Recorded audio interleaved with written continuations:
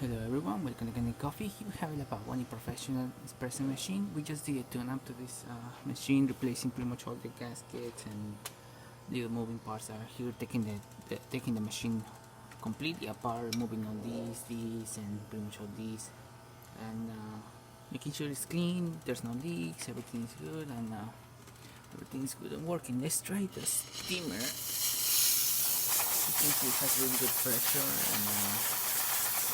It's not leaking at all. And now let's do one shot of espresso as well. Hopefully I got the correct grind. It's a little bit hard doing this with just one arm, but let's see how it goes.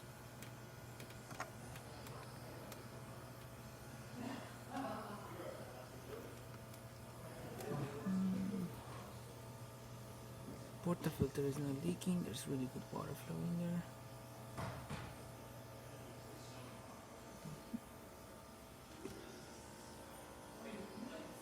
Good shot of espresso, working good. Okay, thank you so much for watching this video. Please subscribe to our channel for more content like this every day.